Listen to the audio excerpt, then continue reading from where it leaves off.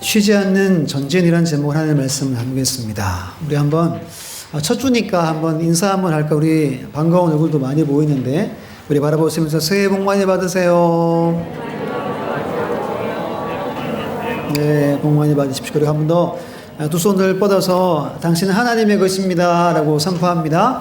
당신은 하나님의 것입니다. 모두 하나님의 것입니다. 퀴즈를 하나 내겠습니다. 오늘 본문을 한 번 읽었죠. 잘 모르시겠죠. 이사야 말씀 좀 어려운데 잠깐 다시 보면 반복되는 게 있어요. 반복되는 단어. 어떤 단어가 반복이 되는 것 같습니까? 제가 기다려주진 않을 겁니다. 바로 제가 대답할게요. 쉬지, 네? 함께하는? 아닙니다. 그보다 더 많이 나오는 게 있어요. 쉬지라는 단어입니다. 1절에 보면, 네. 감사합니다. 이렇게 반응해 주셔가지고 감사해요. 잠잠하지 아니하며 쉬지 하지 아니할 것인즉 나와요. 6절에도 주야로 잠잠하지 않게 하였느니라. 너는 쉬지 말며 7절에도 그로 쉬지 못하시게 하라. 잠잠과 쉬지는 같은 의미를 말합니다. 잠잠하지 않고 무언가 계속 이야기하고 무언가를 끊임없이 한다는 뜻이죠. 쉬지 않는다와 같은 뜻입니다. 아무튼 오늘 본문 말씀에 가장 많이 반복하는 건 쉬지 않는다라는 표현입니다. 근데 쉬지 않음의 주체가 누구냐 하면 하나님이세요. 하나님은 쉬지 않는 분이다. 전능하신 주님은 쉬지 않는다라는 걸 우리에게 보여줍니다. 그럼 왜 하나님은 쉬지 않으실까요?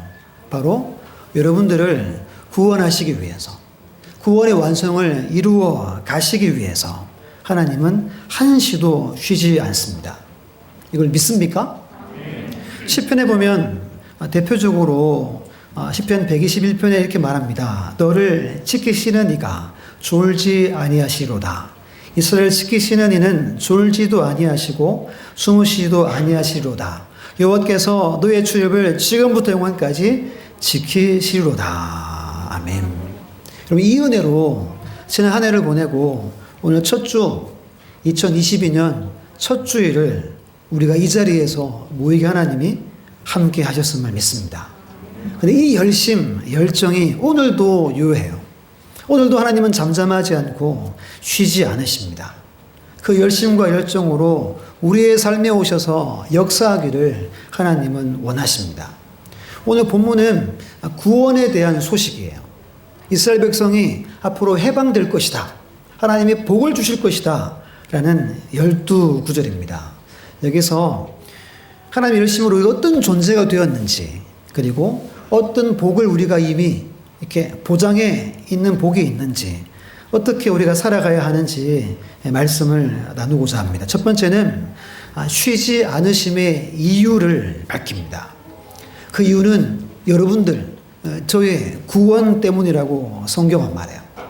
이야기가 1절로 5절에 말씀합니다.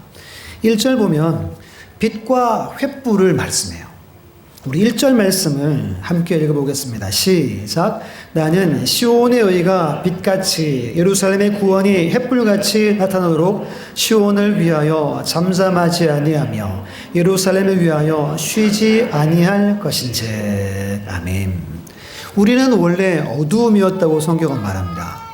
그러나 이제는 주 안에 뭐라 그래요, 성경은? 그렇죠. 주 안에 빛이다 라고 말합니다. 에베소 5장 8절 말씀에 말해요. 너희가 전에는 어두움이더니 이제는 주 안에 빛이라. 빛의 자녀처럼 행하라 말씀합니다.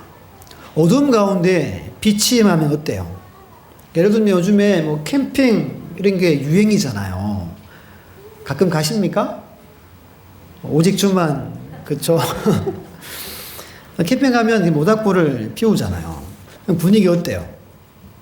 아주 묘하죠.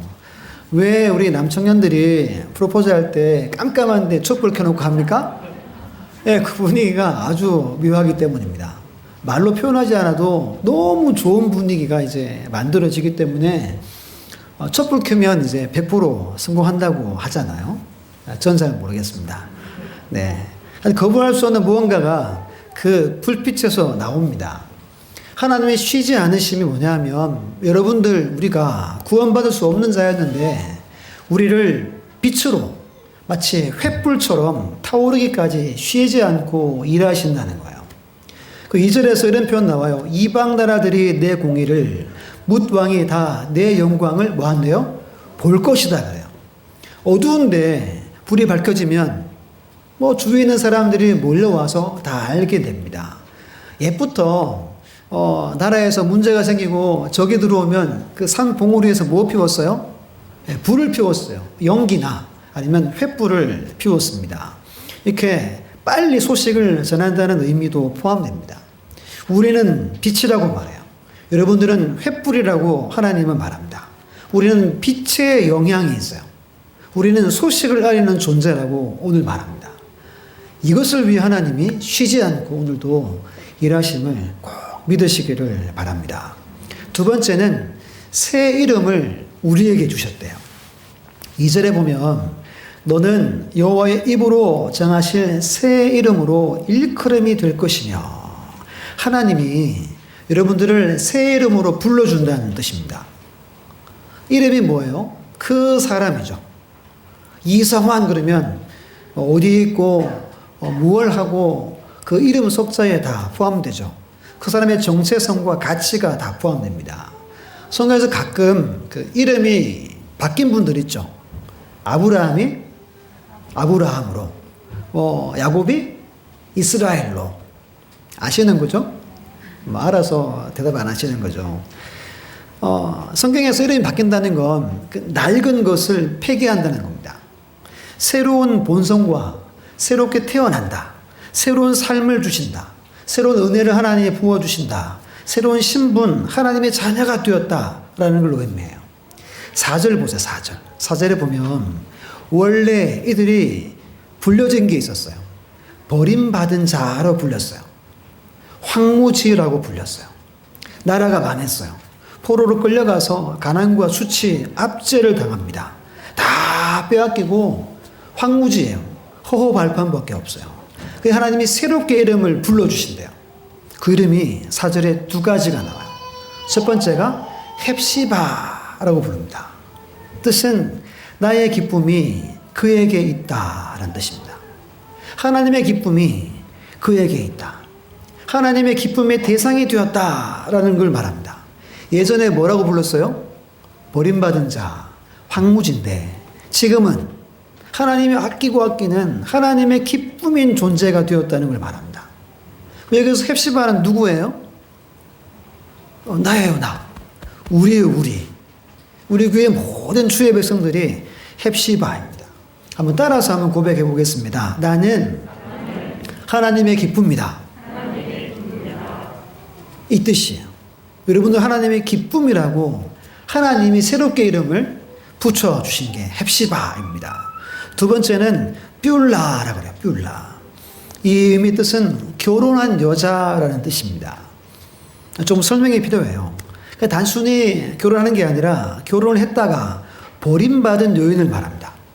결혼했다가 이혼당한 여인을 말합니다. 한번 버림받은 자가 용서할 수 없는 눈을 보면서 버림받았는데 하나님 이스라엘 백성들을 다시 택해서 구원해 주시는 것을 의미합니다. 생각해 보세요. 정말 버림받은 여인이 있는데 갑자기 1등 신랑감이 나타나서 재혼을 한 겁니다. 심지어 그 남자는 초혼이에요. 그러면 어떤 생각이 들어요? 영어 나오죠. A 나올 수도 있죠. 어떻게 저런 여자가 저렇게 좋은 남자를 만날 수 있어? 오늘 그것을 성경에서 그대로 우리에게 말씀해 주는 겁니다. 하나님의 아들 예수 그리스도가 이 땅에 오셔서 여러분들을 신부로 삼아 주셨음을 말씀하는 겁니다. 보통 결혼할 때 신랑이 신부를 볼 때 어떻게 봐요? 눈빛이 막 초롱초롱하고 눈빛이 하트잖아요. 안 그렇습니까? 안 그러면 결혼 못하는 거죠. 그렇게 보신다는 거예요. 행복하고 기쁨이 넘치고 그것이 우리의 존재라고 성경은 말해요. 4절 5절에 이런 표현 나와요. 여호와께서 너를 기뻐하실 것이며 신랑이 신부를 기뻐함 같이 내 하나님이 너를 기뻐하시리로다. 아멘이죠. 이것이 우리의 모습입니다. 여러분은 하나님의 기쁨이십니다. 우리 주님의 신부입니다. 우리가 누구를 만날 때 거울 보고 막 꾸미고 이렇게 바르고 칠하고 나가잖아요. 그렇지 않아도 그냥 있는 모습대로 살아가도 하나님이 우리를 이렇게 여긴다는 뜻이에요. 고치지 않아도 됩니다. 그냥 하나님이 여러분들을 보고 지금 그 모습 그대로 보고 하나님은 기뻐하세요. 하나님은 좋아하세요. 이것이 변화된 우리의 이름, 우리의 신분입니다. 세 번째는 우리 3절 말씀 먼저 3절 말씀 같이 읽습니다. 시작. 너는 또 여호와의 손에 아름다운 관, 내 하나님의 손에 왕관이 될 것이라. 아멘. 세 번째는 여호와의 손에 아름다운 관이다라고 말합니다. 관 또는 왕관이라고 이야기해요. 이 왕관이 어디에 들려졌다고 기록합니까? 네, 여호와의 손, 하나님의 손에 들려졌대요. 왕관은 귀한 걸 말합니다. 값지고 귀하다라는 뜻이에요. 우리가 그만큼 귀한데 여러분들이 누구 손에 붙들려 있다는 거예요? 하나님의 손에 붙들려 있다는 것을 의미하는 겁니다. 하나님의 손에 붙들렸다는 말은 하나님의 보호하심을 말합니다. 신명기 33장 3절에 이렇게 말씀합니다. 여호와께서 백성을 사랑하시나니 모든 성도가 어디 있어요? 그의 수중에 있으며. 모든 성도가 하나님의 수중에 있어요. 여러분들이 일상을 살든 교회에 나와서 예배를 드리든 뭘 하든지 여러분의 모든 삶은 하나님의 수중에서 보호 아래에 있다는 겁니다. 왜요? 하나님 여러분들을, 우리를 사랑하시기 때문입니다. 요한복음 10장 28절 29절 말씀 화면 보고 우리 같이 천천히 했습니다. 시작. 내가 그들에게 영생을 주노니 영원히 멸망하지 않을 것이요 또 그들을 내 손에서 빼앗을 자가 없느니라. 그들을 주신 내 아버지께서는 만물보다 크심에 아무도 아버지 손에서 빼앗을 수 없느니라. 아멘. 하나님의 손과 예수님의 손이 우리를 붙들고 있어서 그 누구도 여러분들을 빼앗을 수 없도록 지키고 보호하신다는 하나님의 약속입니다. 한 해가 시작되었어요. 근데 어때요, 마음이? 막 좋고 막 그렇습니까? 기대가 되고 이런 게 있지만 또 삶을 보면 어때요? 직장을 보고 여러 가지 보면 아이고 뭐 별다른 일이 있겠어? 이런 마음 들죠. 여전히 답답하고 어렵고. 그런데 오늘 말씀을 기억하셔야 돼요. 하나님 우리를 뭐하고 있대요? 붙들고 있어요. 그 어떤 것도 빼앗을 수 없는 하나님의 보호하심이 있다는 겁니다. 이것을 믿는 거예요.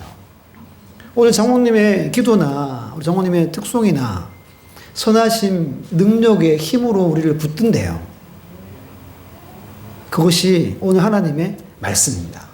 우리는 빛이요 횃불이요. 여러분 이름 바뀌었어요. 헵시바라 부르고 뷸라라 부르는 존재가 됩니다. 여호와의 손에 들린 왕관임을 믿으시기를 간절히 주의 이름으로 축원합니다. 그게 두 번째는 하나님의 맹세의 약속의 말씀이 기록돼요. 이제 구원받았는데 구원받은 이후의 모든 삶에 하나님의 보장, 약속이 있다는 거예요. 그 말씀이 8절과 9절입니다. 우리 8절과 9절을 함께 했습니다. 시작. 여호와께서 그 오른손 그 능력의 팔로 맹세하시되 내가 다시는 내 곡식을 내 원수들에게 양식으로 주지 아니하겠고 내가 수고하여 얻은 포도주를 이방인이 마시지 못하게 할 것인즉 오직 추수한 자가 그것을 먹고 나 여호와를 찬송할 것이요 거둔 자가 그것을 나의 성소들에서 마시리라 하셨느니라. 아멘. 맹세를 하시는데 무엇으로 맹세한대요? 이런 표현 잘 안 나와요, 성경에서. 그 오른손, 그 능력의 팔로 맹세한대요. 좀 이렇게 앞뒤가 안 맞지 않습니까? 뭐 팔로 맹세를 한다는 거예요. 하나님의 팔, 하나님의 손은 힘과 능력과 보호를 말합니다. 조금 전 말씀 반복하고 있는 거예요. 신명기 33장 27절 말씀에 말합니다. 영원하신 하나님이 내 처소가 되시니 그의 영원하신 팔이 내 아래에 있도다. 그가 내 앞에서 대적을 뭐합니까? 쫓으시며 멸하라 하시도다. 하나님의 팔손은 이런 능력이 우리의 삶에 나타나게 합니다. 하나님의 힘과 능력과 보호하심으로 하나님이 맹세하겠대요. 손가락 끌고 약속하겠다는 겁니다. 세 가지를 말해요. 첫 번째는 원수와 이방인에게 빼앗기지 않을 것이다 라고 말합니다. 지금 나라가 망해서 포로로 끌려와 있어요. 약탈당했어요. 다 빼앗겼어요. 그럼 나라가 망했으니 더 설명할 필요가 없겠죠. 이유가 뭐예요? 불순종이에요. 불순종. 우리 신명기 28장 33절 말씀을 화면 보고 있습니다. 시작. 내 토지 소산과 내 수고로 얻은 것을 내가 알지 못하는 민족이 먹겠고 너는 항상 압제와 학대를 받을 뿐이리니. 신명기면 언제 하신 말씀이죠? 모세가 어디 들어가기 전에? 가나안 땅 들어가기 전에 하신 말씀이에요. 너희들 이 말씀 꼭 지켜라. 근데 이 말씀을 못 지켜냈어요. 그래서 나라가 망해서 이 말씀대로 된 거예요. 다른 민족이 먹고 압제와 학대를 받습니다. 근데 하나님이 그들을 다시 신부로 맞아주시고 구원해 주신 이후에는 다시는 원수가 이방인이 빼앗을 수 없게 하겠다는 거예요. 오직 추수한 자가 먹게 하겠다는 겁니다. 이 의미는 이거예요. 안정 가운데 누리는 자유와 번영을 말합니다. 하나님의 번영의 역사가 있다는 거예요. 누구에게요? 구원받은 자에게 이것이 있다고 성경이 말합니다. 오늘 이 약속은 저와 여러분들에게 동일하게 하는 약속이에요. 원래 앞으로 여러분들의 가정 가운데 하나님이 평안을 주신다는 겁니다. 안정을 주시고 자유를 주시고 번영케 하신다는 메시지입니다. 잘 될 거예요. 하나님이 형통하게 하실 겁니다. 근데 조건이 있어요. 누구에게 주십니까? 구원받은 자에게 줍니다. 지금 말씀을 준비하다 여기 좀 멈췄어요. 쭉 갈 텐데 구원받은 자가 있으면 어떤 자가 있는 거예요? 구원받지 못한 자가 있는 겁니다. 먼저 여러분들 가운데 구원의 은혜가 임하기를 간절히 주의 이름으로 축복합니다. 이 은혜 가기 전에 모두 여러분 식구들 모두가 다 구원받기를 간절히 바랍니다. 그럼 이 약속이 보장되어 있는 거예요. 우리 보험할 때 보장받는 거 있죠. 잘 몰라요. 설명을 잘 못 드릴 텐데 보장 내역이 있고 사라지는 게 있고 하잖아요. 이건 보장을 말하는 겁니다. 보장. 구원받았으면 하나님은 100% 그대로 행하시는 것을 성경에서 기록하고 있는 거예요. 이게 첫 번째예요. 두 번째는 9절 보면 나 여호와를 찬송할 것이요 찬송이 넘치게 하신다는 거예요. 구원받으셨습니까? 그러면 입술에 마음에 기쁨이 있어요. 누가 이래서 구원받았어요? 하나님이 막 바쁘게 쉬지 않고 일해가지고 우리가 구원받은 거예요. 제가 이제 목사로 태어났지만 저는 한 번씩 생각해요. 내가 목사로 태어나서 구원받았다 생각해요. 만약에 안 믿는 부모 만났으면 제가 나 교회 안 갔을 것 같은데? 이런 생각을 가끔 했었어요. 나를 구원하려고 빼도 박도 못하잖아요. 목사들이. 어디 가야 돼요? 교회 가야 되잖아요. 교회에서 태어났고 교회에서 살았고 또 목사가 됐는데 그 은혜가 제게 있다고 저는 생각해요.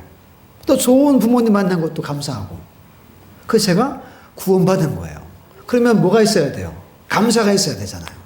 기쁘고 감사하고 찬송이 넘쳐야 되는 거예요. 여러분 구원의 감격, 기쁨이 있는 자는 뭐예요? 노래하는 거예요. 막 기뻐하고 찬양하고 경배하는 겁니다. 그걸 두 번째 찬송이 넘치는 거예요. 세 번째는 9절에 이렇게 말합니다. 나의 성소들에서 마시리라. 하나님이 모세를 통해 정하신 그 율법이 있죠. 그 법에 의하면 성전에 모여서 함께 먹고 마시게 하셨어요. 그러면 큰 기쁨이 그곳에 임했어요. 구원받은 사람은 함께 모여 하나님을 경배하고 모이기에 힘쓰게 되어 있어요.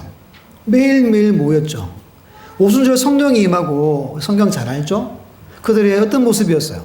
매일매일 모여가지고 기뻐하고 예배하고 음식 나누고 한 이야기가 사도행전에 여러 번 반복됩니다. 그러니까 성령의 충만한 곳에는 어김없이 함께 모여 기쁨을 누리게 하나님이 역사하고 계신 겁니다. 오늘 첫 예배 드리러 올 때 마음이 어떠셨어요? 발걸음이 혹시 무거우셨습니까? 대답 안 하시면 어떡해요? 발걸음이 가볍고, 문 열고 들어오면 벅차고, 이 은혜가 우리 안에 있어요. 돌아갈 때는 아쉽죠? 이게 이 성전에서의 그 기쁨을 말합니다. 이게 교회에서만 누릴 수 있는 겁니다. 그 어디에서도 이런 기쁨을 누릴 수가 없습니다. 이 세 가지 간략하게 뒤에 있어가지고 간략하게 설명드렸는데, 여러분 이것이 구원받은 자의 특권이고 축복이에요. 형통하고 잘되고 찬송에 넘치고 함께 기쁨의 은혜를 누리도록 이미 보장해 놓으셨어요. 이미 누리고 있고 앞으로 누리게 하실 줄 믿으시기를 간절히 주의 이름으로 축원합니다. 그러면 지금부터 더 잘 들으셔야 돼요. 그러면 우리가 세 번째 보면 우리가 해야 할 일은 무엇인가? 해야 할 일은 무엇인가? 두 가지인데요. 첫 번째는 쉬지 않는 기도입니다.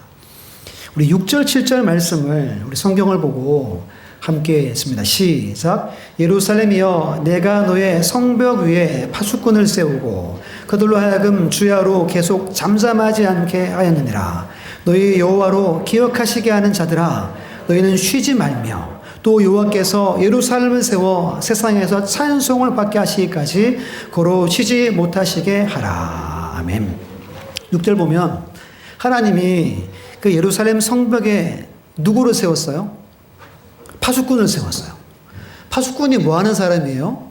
이 성벽이나 높은 성루에서 적들을 이렇게 관찰하죠. 적들이 움직이는 걸 보고하는 사람이 파수꾼입니다. 근데 여기서 쓰는 이 단어는 조금 성격이 다르대요. 그냥 단순히 이제 바라보고 소식 알리는 사람이 아니라 하나님과 백성들 사이에서 중재하는 역할을 하는 단어를 씁니다. 쉽게 말하면 중보기도 하는 성격을 띤 사람을 말합니다. 누군가가 여러분 구원받기 위해서는 반드시 누군가의 기도가 있어야 돼요. 그저 구원받는 경우는 없습니다. 여러분들 누군가를 기도로 심으면 하나님이 그 영혼을 열고 그 영혼 가운데 역사하시죠. 예를 들면 다니엘 잘 아시죠. 다니엘도 그때 나라가 망했어요. 바벨론 느부갓네살 왕의 포로로 끌려가잖아요. 가서 하나님이 그 직책으로 어디까지 세우죠? 총리까지 세웁니다. 왜 하나님이 그럼 포로로 끌려온 그 어린 소년을 총리까지 세웠겠습니까? 포로민들이 다니엘 생각하면 누가 살아계신 거예요? 하나님이 살아계신 거야. 그리고 사자굴에 들어간 그 이야기 아시죠? 그 사자들이 어떻게 했어요? 입을 하나님이 닫았다고 성경은 말합니다. 왜 하나님이 입을 닫게 했을까요? 다니엘도 성경 보면 환상을 보고 예언을 하고 선지자라고 말합니다. 그는 선지자예요. 그는 백성과 하나님 사이에서 중재하는 자가 다니엘이었습니다. 다니엘이 알았어요. 내가 총리가 된 건 내가 포로로 끌려온 백성들과 하나님 사이에서 뭐 하라고? 기도하라고 나를 세웠구나. 그걸 알고 기도한 거예요. 뭘 아끼지 않고? 목숨도 아끼지 않고 기도한 거예요. 그래서 그가 사자굴에 들어가게 된 겁니다. 그냥 여러분 그가 기도한 게 아닙니다. 그는 자기의 사명을 알았어요. 내가 기도해야 되는구나. 나를 기도하라고 이 자리에 세워주셨구나 하고 하루에 3번씩 늘 기도한 자가 그입니다. 오늘 말씀이 이렇게 말합니다. 그들 일컬어서 너희 여호와로 기억하시게 하는 자들아 라고 불러요. 하나님은 누구를 기억하신다는 겁니까? 기도하는 자를 기억한다는 겁니다. 옛날 어른들이 이런 말 했잖아요. 지성이면 감천이다. 이 뭐예요? 정성을 들이고 지극히 하늘을 섬기며 하나님이 아니라 하늘이 감동해서 역사한다는 겁니다. 할머니들, 어머니들이 뭐 했어요? 새벽에 막 이렇게 그 추운 날 목욕하고 일어나가지고 물 떠놓고 뭐 해요? 막 손바닥 비볐잖아요. 그러면 희한하게도 뭐 역사가 나타나고 뭐 그게 이제 이렇게 구전으로 많이 들려옵니다. 그러면 여러분 오늘 본문도 마찬가지를 말합니다. 하나님은 듣기를 원하는데 하나님 앞에 나와서 부르짖고 간구하는 자들을 하나님이 들으신다는 거예요. 특히 하나님과 사람들 사이에서 간구하는 걸 하나님이 들으신다는 거예요. 누구 기도처럼? 다니엘처럼. 그 기도하는 걸 하나님이 듣기 위해서 그를 생명을 유지해 주시는 겁니다. 어떻게 포로로 끌려가서 나라가 바뀌고 왕이 바뀌는데 총리를 70년 동안 할 수 있습니까? 이건 뭐 말도 안 되는 일을 하나님이 그를 보호해 주신 겁니다. 본문 6절 끝에 보십시오. 6절 끝에 보면 명령해요. 너희는 쉬지 말며 그럽니다. 이 말은 결코 중단돼서는 안 된다는 말입니다. 중단되거나 단절되지 않아야 된다는 걸 말하는 겁니다. 여러분, 그래서 사무엘도 안 거잖아요.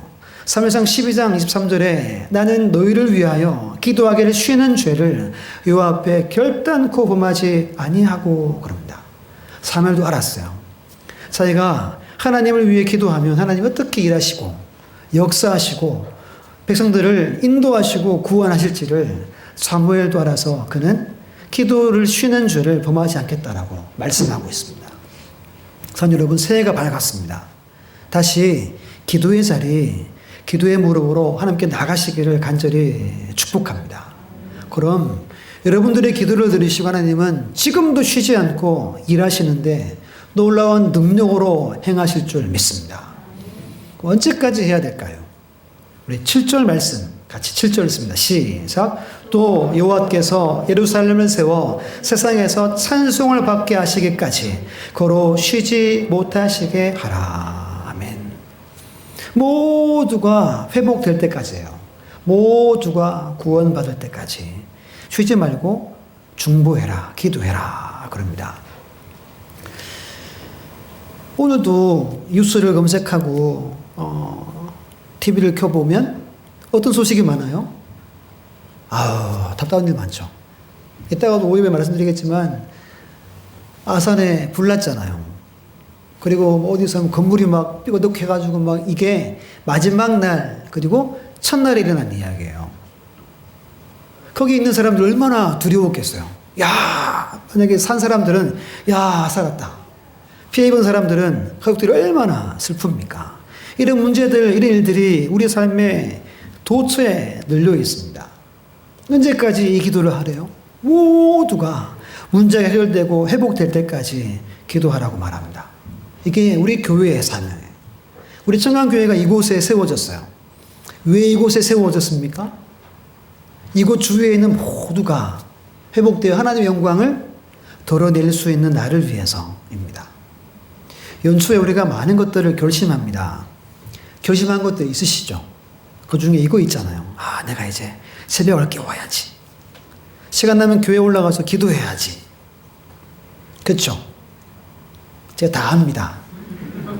눈빛만 봐도 제가 다 알아요.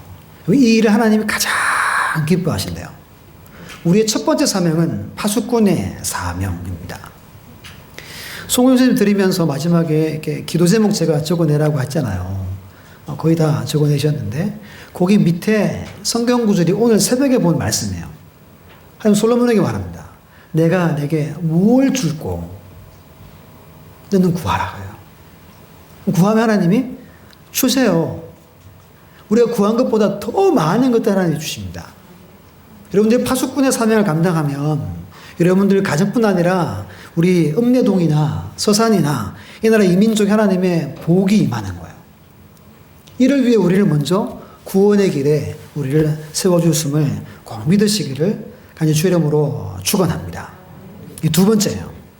마지막인데요. 길을 닫고 깃발을 들라라고 말합니다. 우리 본문에 10절, 11절 말씀 있죠. 함께 읽습니다. 시작. 성문으로 나아가라, 나아가라. 백성이 올 길을 닦으라. 큰 길을 수축하고 수축하라. 돌을 제하라. 만민을 위하여 기치를 들라.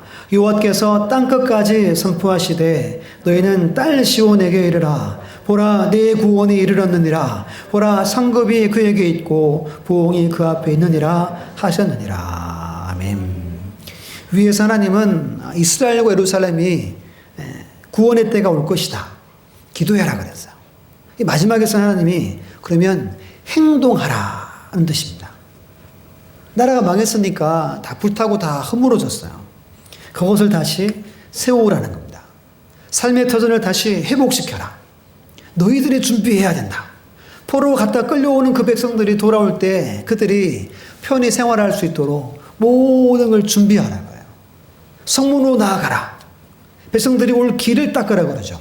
도로를 만들고 길을 다시 수축하고 돌, 장애물들을 재라. 그리고 깃발을 세워라 그래요. 깃발은 뭐예요? 멀리서 보고 식별하는 거예요. 그럼 이겁니다. 이곳으로 오세요. 이곳으로 오세요. 하나님이 우리에게 구원을 주셨습니다. 이곳에 하나님의 은혜가 있습니다. 영원한 생명이 이곳에 있습니다. 이 표시가 이 깃발을 세우라는 의미입니다. 그래서 선포하라 그래요. 하나님의 구원이 이곳에 임했습니다. 이 세상 어디에서도 느낄 수 없는 구원이 이곳에 있습니다. 하나님 앞에 뭐가 있대요? 상급이 있고 복이 있습니다. 이곳으로 오세요. 이걸 마지막에 말씀하는 겁니다. 여러분들이 연초가 되면 계획들을 세웁니다. 누구를 위해 계획 세우죠? 나를 위해 계획 세우죠. 또 누구 일이 잘 되기를 바랍니까? 우리 가족 일이 잘 되기를 보통 다 원합니다. 근데 오늘 말씀은 전혀 다른 관점이 달라요. 나를 위해서 구하라고 하지 않습니다. 다른 일을 위해서 준비하라 그래요. 구원받은 자가 아니라 구원받을 자를 위해서 준비하는 겁니다. 다른 사람, 타인을 위해 준비해라. 여러분, 기도 제목을 제가 기도해드리고 한 2번 정도 본 것 같아요. 보면서 교회나 성도들 위해 이렇게 기도 제목 적은 분들이 몇 분 계세요. 많지는 않아요. 아무리 읽어도 이래요. 교회와 성도가 주의 사랑으로 하나 되어 주님의 뜻을 이루길 소원합니다. 우리 교회가 사랑의 한 띠가 되게 하여 주시옵소서. 교회와 성도님의 가정이 하나님 앞에 바로 서 있는 은혜로운 삶으로 인도하여 주옵소서. 이렇게 한 3분 정도 있어요. 한 가지 이야기를 드릴게요.